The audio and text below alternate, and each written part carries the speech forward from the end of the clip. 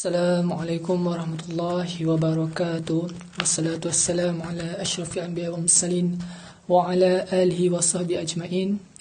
Bersyukur kita kepada Allah Subhanahu wa taala kerana dengan limpah kurnia dan izinnya dapat kita bertemu lagi dalam majlis bual bicara kita pada hari ini.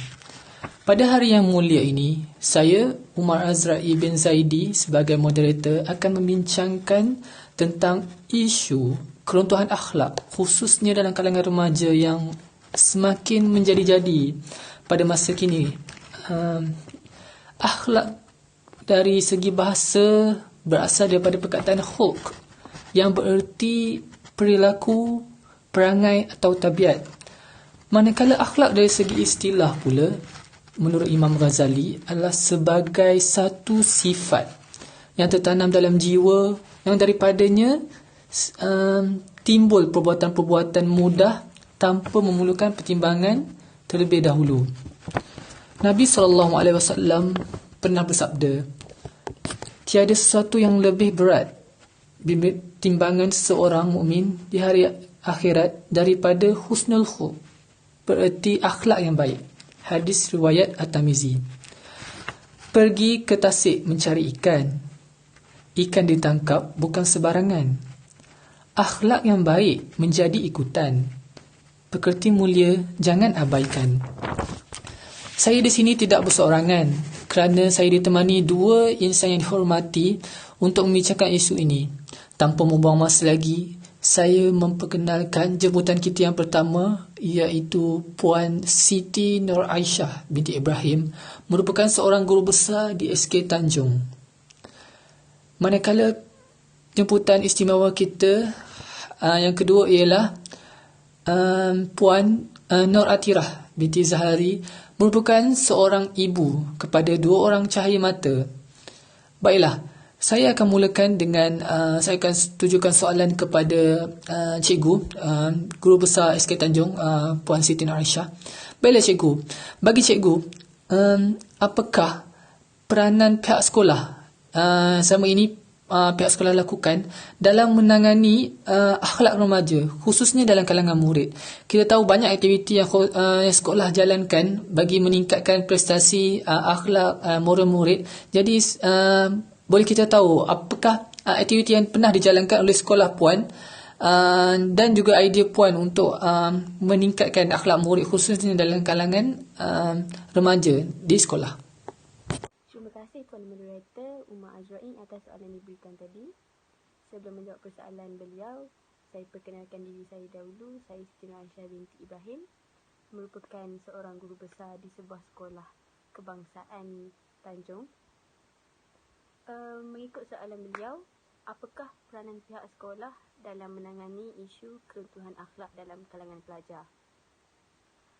Bagi pendapat saya, pihak sekolah sewajarnya membuat program untuk pelajar. Sebagai contoh, pagi sebelum waktu kuliah dan waktu pembelajaran bermula, guru perlu mewajibkan pelajar untuk membaca Al-Quran walaupun satu muka surat. Pagi sebelum mula sesi pembelajaran, pelajar akan berkumpul dan membaca Al-Quran bagi sebagai santapan rohani waktu pagi untuk pelajar. Selain daripada dapat menambahkan pahala, pelajar juga dapat meningkatkan aura positif dalam diri pelajar, dan juga mereka dapat meningkatkan kemahiran membaca Al-Quran dalam diri mereka. Dan guru juga perlu turut serta dalam aktiviti ini. Maksudnya guru juga perlu membaca Al-Quran bersama-sama dengan pelajar. Kemudian pihak sekolah juga boleh dan seeloknya mewajibkan pelajar untuk bersama-sama solat berjemaah Zuhur sebelum pulang ke rumah masing-masing. Maksudnya setelah habis sesi pembelajaran, pelajar perlu ke surau untuk menunaikan solat berjemaah bersama-sama, dan guru juga perlu turut serta untuk solat berjemaah dengan pelajar supaya kita sebagai guru dapat meningkatkan hubungan silaturahim dengan pelajar. dan pelajar juga secara tidak langsung akan berasa bersemangat untuk terus solat berjemaah, untuk membaca Al-Quran apabila pihak guru juga turut serta. Jadi saya sebagai guru besar dan juga pihak sekolah sememangnya menganggap program bacaan Al-Quran dan juga solat berjemaah ini amat membantu dalam menangani keruntuhan akhlak. Apabila mereka sering dikelilingi dengan aura positif dan juga program-program yang baik seperti ini, maka mereka akan sentiasa berkelakuan baik dan positif dan juga akan menghindari perkara yang buruk. Jadi program sebegini amat membantulah dalam menangani isu keruntuhan akhlak. Itu pandangan saya. Terima kasih. Oh, baiklah, terima kasih Guru Besar Cikgu Puan Siti Aisyah atas pencerahan yang amat baik sebentar tadi. Jadi kita beralih pula kepada panel yang kedua, iaitu Puan Atirah. Puan Atirah, Puan sendiri sebagai ibu kepada dua orang cahaya mata, bagaimana Puan menerapkan nilai-nilai murni dalam kalangan anak-anak Puan bagi memastikan akhlak anak-anak Puan ini terjaga? Bagaimana Puan sebagai ibu? Pendapat Puan sendiri. Silakan Puan. Okay, bismillahirrahmanirrahim. Assalamualaikum warahmatullahi wabarakatuh. Terima kasih kepada Tuan Moderator iaitu Ustaz Umar Azrai. Berbalik pada soalan, apakah peranan ibu bapa untuk memastikan nilai-nilai murni tersemat dalam diri anak-anak? Okey, pada pendapat saya akan menerapkan nilai-nilai agama dan nilai-nilai murni dalam diri anak-anak supaya pembentukan peribadi dan sasiah mereka mulia berlandaskan ajaran agama Islam. Sebab orang kata ibu bapa ni perlu memainkan peranannya kerana melentur bulu biarlah daripada rebunnya. Sebab kalau kita nak hiasi peribadi anak-anak, kita kena start daripada awal lagi. Seperti juga suruhan daripada Luqman Hakim pada surah Luqman Hakim pada ayat 13 hingga 19, dia memerintahkan supaya anaknya jangan menyekutukan Allah, sentiasa mendirikan solat. Jadi itu menjadi pegangan saya sebagai seorang ibu untuk menerapkan nilai-nilai agama, nilai-nilai yang penting kepada pembentukan akhlak anak-anak. Okey, seterusnya ibu bapa ni dia merupakan golongan yang domen dengan anak-anak. Maksudnya dekat sini ibu bapa ni merupakan orang yang paling dekat dengan anak-anak. Jadi kita nak memastikan akhlak anak-anak ni terjaga, akhlak mereka terbimbing ke arah Islam. Kita sendiri perlu menjadi role model kepada anak-anak kita. Contohnya, kalau kita ada masalah dengan ibu bapa ada masalah dengan masalah kekeluargaan, jangan tunjuk di hadapan anak-anak. Sebab benda ni akan efek anak-anak mereka. Jadi anak-anak dia akan rasa, oh, ibu bapa aku boleh buat macam tu, jadi mereka pun boleh buat. Jadi seelok-eloknya kita menyemai sifat mahmudah dalam diri kita sendiri, barulah kita dapat menjadikan anak-anak kita juga seorang yang berakhlak mulia. Jadi sebagai ibu bapa lah, umumnya saya sarankan supaya tidak bertengkar dengan anak-anak, maksudnya tidak bertengkar dengan suami di hadapan anak-anak, supaya anak-anak rasa keluarga dia aman, sejahtera. Kalau ibu bapa bertengkar, jadi dia orang rasa apa ibu bapa aku buat, jadi dia orang rasa stres. Jadi pendapat saya lah, jangan bertengkar, bertikam lidah dengan suami, sebab kata-kata tu memainkan peranan yang penting. Kata-kata akan mencerminkan akhlak. Sebab dalam sabda Nabi Rasulullah SAW juga dia menyatakan bahawa barang siapa yang beriman pada Allah dan hari akhirat, maka hendaklah dia berkata baik dan lebih baik diam. Kalau rasa nak marah, jangan marah di hadapan anak-anak. Jadi benda ni basic, jadi kita kena kena menunjukkan teladan yang baik kepada anak-anak kita. Seterusnya, tingkah laku ibu bapa juga diperhatikan oleh anak-anak. Jadi kalau kita nak buat sesuatu perkara yang tidak masuk akal, yang tidak berlandaskan kepada agama Islam, ingat balik bahawa anak-anak merupakan keturunan kita. Kalau kita buat macam tu, anak-anak juga akan terikut.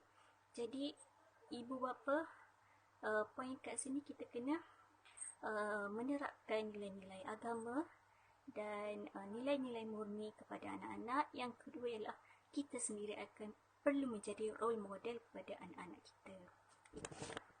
Itu saja. Baiklah, terima kasih Puan atas pandangan Puan sebentar tadi. Sangat bernas. Kita tahu ibu merupakan insan yang paling rapat dalam kalangan remaja. Jadi kita berbalik kepada cikgu. Cikgu Aisyah. Adakah cikgu yakin bahawa kesalahan keruntuhan akhlak ini 100% berpunca daripada ibu bapa, iaitu pendidikan awal di rumah? Adakah Puan sendiri setuju? Terima kasih Tuan Moderator atas soalan yang kedua, iaitu adakah saya bersetuju punca keruntuhan akhlak dalam kalangan pelajar berpunca daripada ibu bapa, iaitu pendidikan awal di rumah. Jadi jawapan saya adalah tidak, kerana guru juga turut memainkan peranan dalam melahirkan akhlak seseorang anak bangsa. Bermaksud ibu bapa seperti kita ketahui, sememangnya ibu bapa merupakan mereka yang akan mencorak anak-anak mereka, namun itu adalah perkara yang berlaku di rumah. Maksudnya apabila berada di rumah, maka ibu bapa yang akan membentuk nilai dalam diri anak-anak. Cara didikan di rumah itu yang akan dibawa oleh anak-anak ke sekolah. Tetapi apabila di sekolah, guru merupakan ibu bapa kepada pelajar, yang mana di sekolah mereka akan menjadikan ibu bapa, maksudnya menjadikan guru, maksudnya menjadikan sandaran mereka terhadap guru. Apa-apa yang berlaku, mereka akan rujuk kepada guru. Jadi guru juga turut memainkan peranan dalam membina akhlak pelajar. Jika ada guru yang jenis tak ambil tahu, tak kisah tentang pelajar, jadi itu juga akan menjadi satu punca kepada keruntuhan akhlak. Tidaklah keruntuhan akhlak ini terletak kepada ibu bapa sahaja. Seperti kita sedia maklum, Nabi Muhammad SAW telah bersabda, setiap anak yang dilahirkan dalam keadaan fitrah, maka kedua orang tuanya yang akan menjadikan dia Yahudi, Nasrani atau Majusi. Jadi ibu bapa sememangnya akan mencorak anak-anak, tetapi guru juga turut memainkan peranan dalam menerapkan sesuatu yang positif dan baik kepada anak-anak. Jadi jawapan saya, ibu bapa bukanlah 100% dalam membina jati diri anak-anak, tapi guru juga turut memainkan peranan penting. Ya, saya juga bersetuju dengan pendapat cikgu tadi. Jadi kita beralih kepada Puan Atirah. Puan Atirah juga sebagai ibu kepada dua anak mata, banyak pihak mengatakan bahawa punca keruntuhan akhlak ini pada masa kini adalah dari rumah. Secara automatik menuduh ibu bapa penjaga sebagai faktor utama keruntuhan akhlak dalam kalangan remaja buat masa kini.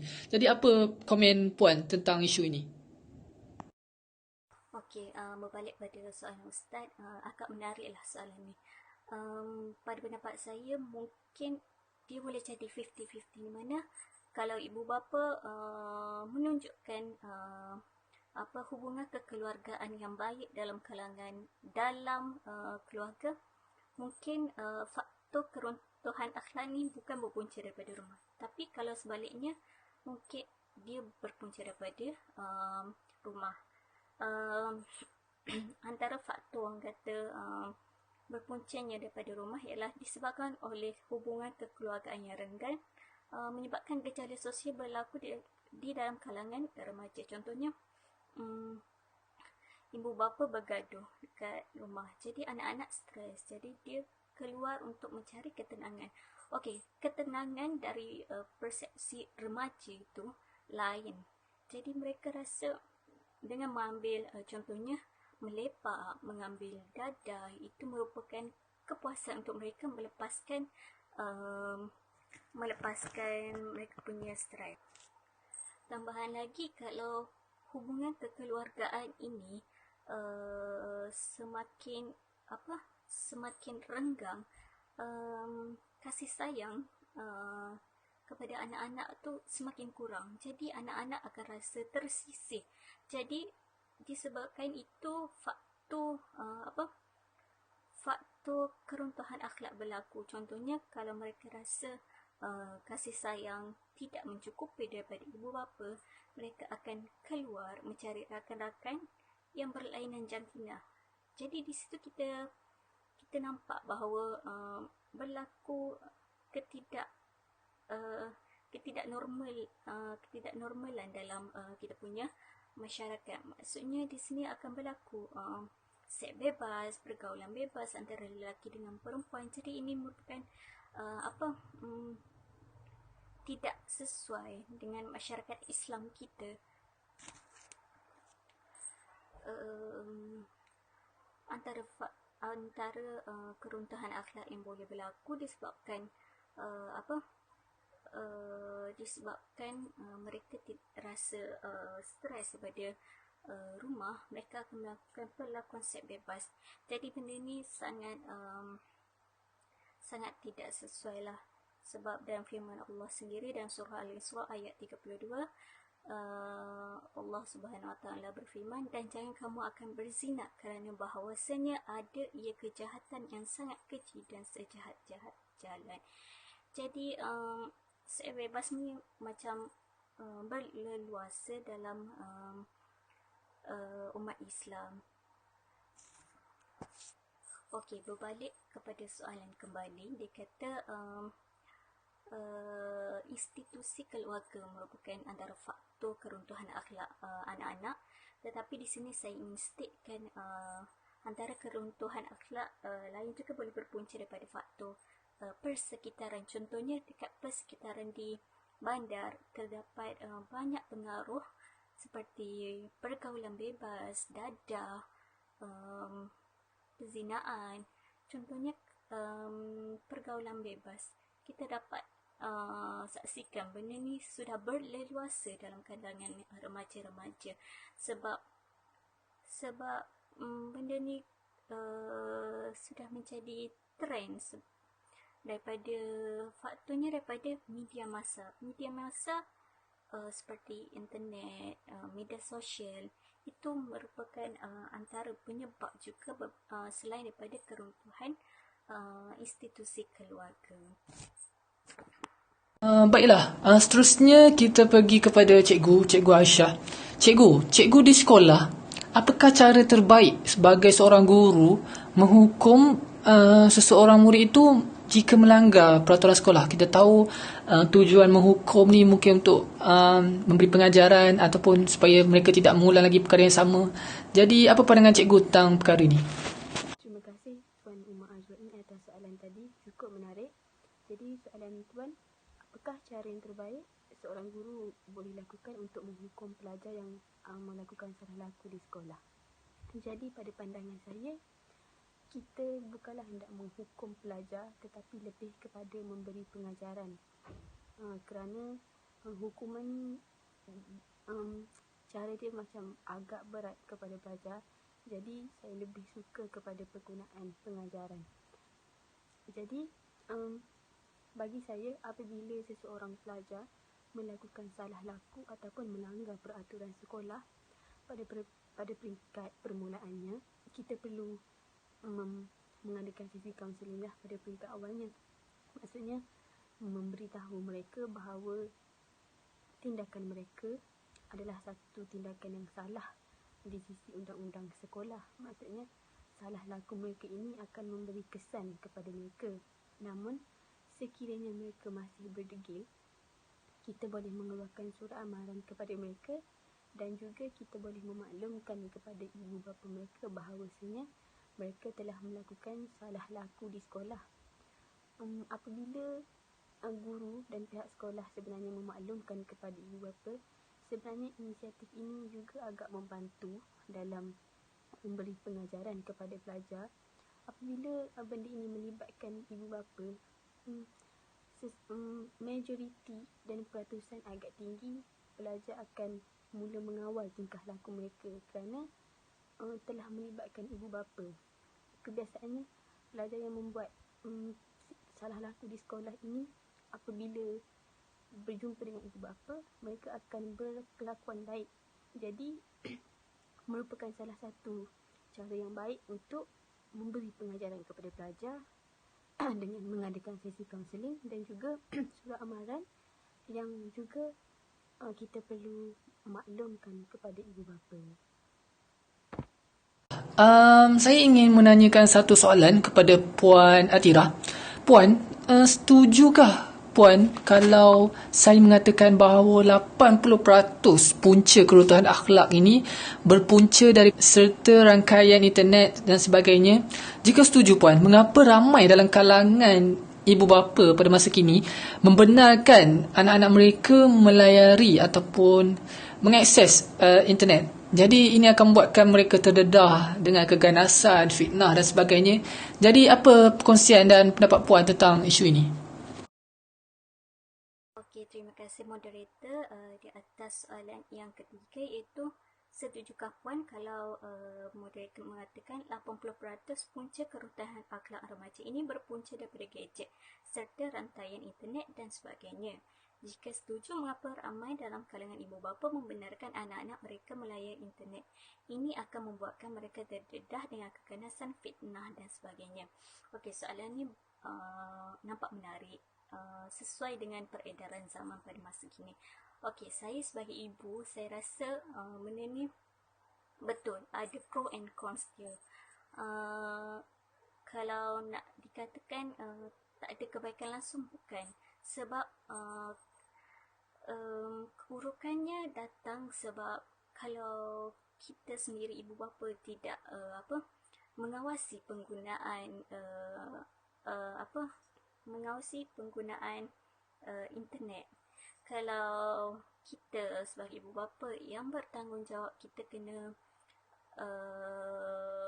mengawasi anak-anak daripada berbuat perkara yang tidak baik. Jadi dekat sini saya rasa ada juga kebaikan internet ini, antaranya ialah meningkatkan kemahiran bahasa kedua, iaitu bahasa Inggeris, sebab kebanyakan video dan permainan dalam internet bahasa dia menggunakan bahasa Inggeris. Jadi secara tidak langsung benda ni akan meningkatkan kemahiran anak-anak dalam penguasaan bahasa kedua.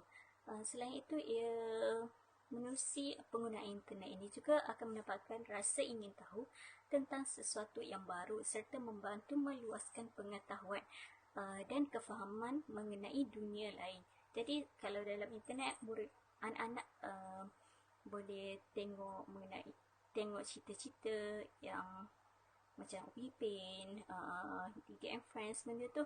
Jadi nanti mereka dekat sekolah, mereka akan ada pengalaman sedia ada. Jadi mereka boleh bayangkan pengalaman tu dengan pelajaran pada hari tersebut. Tetapi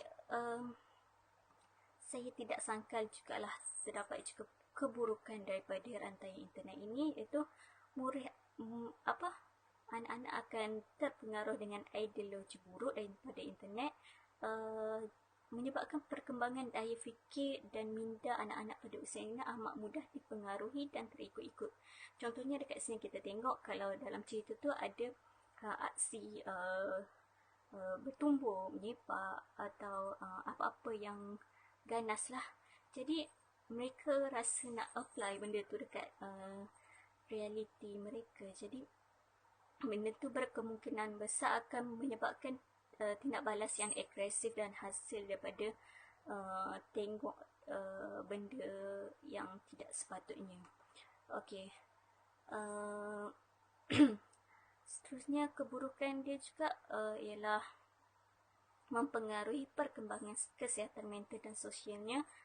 Kemahiran komunikasi juga akan terganggu sebab kalau mereka menggunakan rantai internet, mereka akan berkomunikasi dengan gadget sahaja, bukan dengan dunia luar. Maksudnya dengan orang sekeliling dia tidak akan dapat berkomunikasi dengan baik. Jadi ini satu benda yang sangat serius lah. Tapi bagi saya, ibu bapa, saya rasa ada betulnya keburukan, tapi kita boleh atasinya dengan meletakkan peraturan yang sepatutnya, itu seperti mengenakan peraturan penggunaan gadget yang tegas. Contohnya, hari tu kita buat jadual pada hari tu berapa jam dan berapa jam. Okey, contohnya dan kesesuaianlah bermain gadget tu. Contohnya kalau di dapur, jadi semasa makan, di meja makan, gadget tidak dibenarkan sama sekali. Seterusnya, ibu bapa perlu juga memantau aplikasi permainan atau video yang anak mereka layari supaya mereka tidak melayari laman-laman yang tidak dibenarkan dengan umur mereka. Dan seterusnya, bagi saya, kita janganlah membiarkan anak kecil melayari internet tanpa penyeliaan, kerana tidak semua yang berada dalam talian adalah mesra kanak-kanak. Jadi ibu bapa ni perlu berwaspadalah untuk memastikan anak mereka menonton perkara-perkara yang berfaedah. Baiklah, terima kasih Puan Natira atas isi yang bijak sebentar tadi. Jadi kita berbalik kepada cikgu. Cikgu, bagaimanakah pihak sekolah, saya ingin tanya, menghargai murid yang sentiasa menjaga akhlaknya, sentiasa mengikuti peraturan. Tadi kita menghukum, jadi untuk pelajar yang melanggar peraturan kita menghukum. Jadi apa yang pihak sekolah lakukan jika seorang murid itu sentiasa menjaga akhlaknya? Pendekatan yang berbeza guru pernah lakukan bagi menggalakkan murid menjaga akhlak di sekolah, seterusnya menjaga akhlak mereka pada masa yang akan datang di luar sekolah. Okey, soalan yang terakhir. Terima kasih Tuan Moderator. Jadi soalan yang terakhir, apakah cara pihak sekolah boleh lakukan untuk menghargai pelajar yang menunjukkan tingkah laku yang baik? Jadi bagi pandangan saya, pihak sekolah boleh memberikan sijil kepada pelajar yang menunjukkan tingkah laku yang baik. Maksudnya, apabila seseorang pelajar menunjukkan potensi yang baik, berkelakuan baik dan juga tidak tidak melanggar peraturan sekolah dan juga hormat terhadap guru, jadi pihak sekolah boleh memberi sijil penghargaan terhadap perlakuan baik mereka. Jadi apabila pelajar menerima sijil, mereka akan lebih bersemangat untuk terus meneruskan kelakuan baik mereka. Dan untuk pelajar lain pula, mereka akan berasa macam tercabar dan juga akan berminat untuk menjadi baik dalam apabila kita memberi sijil, contohnya lah kepada pelajar. Kemudian kita juga boleh memberi hadiah kepada mereka, hadiah penghargaan dan juga menjadikan mereka pelajar contoh adalah menjadi satu penghargaan kepada seseorang pelajar itu apabila kita meletakkan dia sebagai pelajar contoh. Jadi pelajar-pelajar lain boleh mencontohi dia, yang mana dia telah menjadi pelajar contoh. Maksudnya pelajar lain akan berlumba-lumba untuk menjadi pelajar yang berkelakuan baik dan positif dalam kalangan sekolah.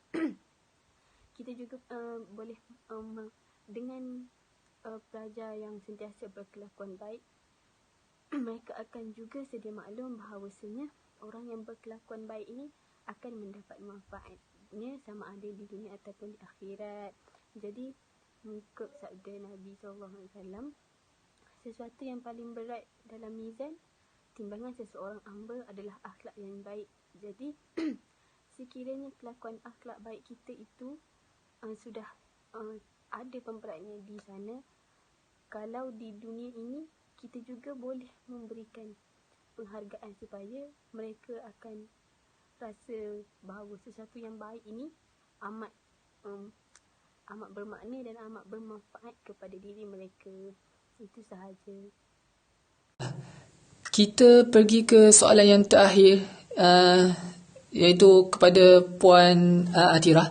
Baiklah Puan Atirah, jika Puan boleh memberikan cadangan ataupun idea kepada kerajaan maupun pihak berkuasa, apakah cadangan Puan sebagai ibu lah untuk menambahbaikkan undang-undang yang ada pada sekarang ni? Kita tahu undang-undang sekarang ada tapi tidak dikuatkuasakan. Jadi apa pandangan Puan terhadap perkara ini?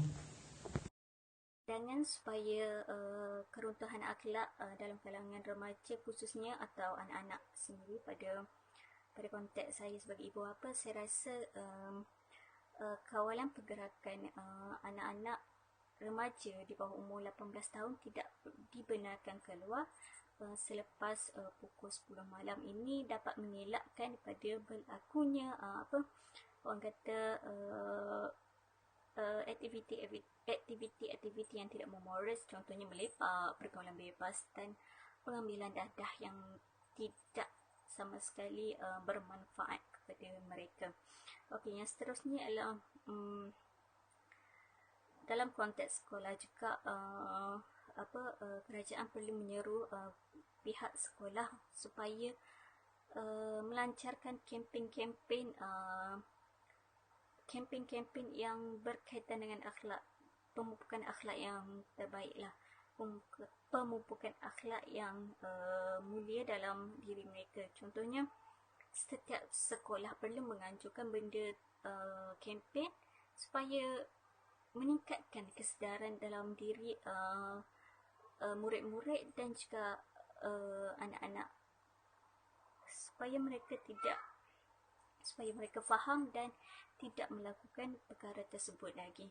Okey, yang seterusnya ialah mengadakan ceramah-ceramah ataupun syarahan di tempat-tempat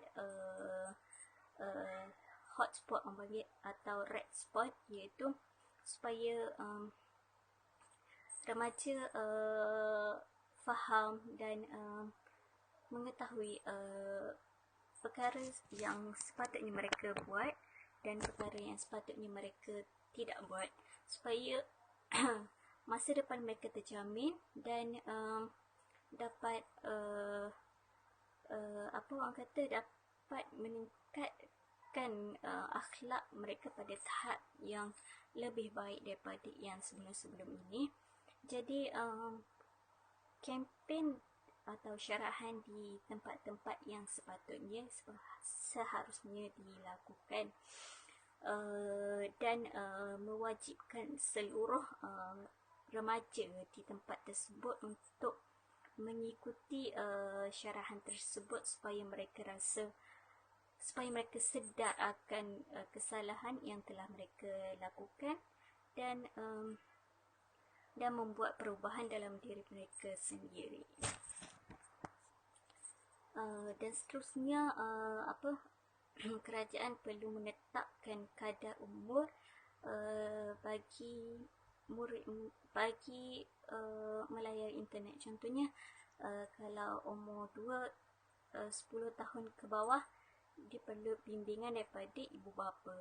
Jadi keruntuhan akhlak yang berlaku sebelum ni akan dapat dikurangkan menerusi usaha kerajaan dengan menetapkan tahap umur untuk melayari internet. Kalau mereka nak melayari internet juga, mestilah melalui pemantauan daripada ibu bapa ataupun orang yang lebih tua atau penjaga mereka. Itu sahaja. Sekian, terima kasih. Terima kasih Puan Atirah atas perkongsian itu tadi. Selesai sudah perkongsian Puan Siti Atirah, maka berakhirlah sesi bual bicara kita pada hari ini. Saya memohon ampun jika ada tersilap kata atau bicara. Semoga dengan pembincangan kita ini dapat kita menangani serba sedikit isu keruntuhan akhlak remaja pada masa kini dan mendapatkan ilmu daripada setiap seorang jemputan kita tadi. Jadi saya harap agar kita semua dilindungi oleh Allah SWT dan sentiasa di bawah keberkatannya. Dengan ini saya Umar Azrai sebagai moderator mengucapkan banyak terima kasih dan berharap agar semua dapat manfaat daripada perbincangan sesi bual bicara kita tadi. Dengan ini saya Umar Azrai. Assalamualaikum warahmatullahi wabarakatuh. Sekian, terima kasih.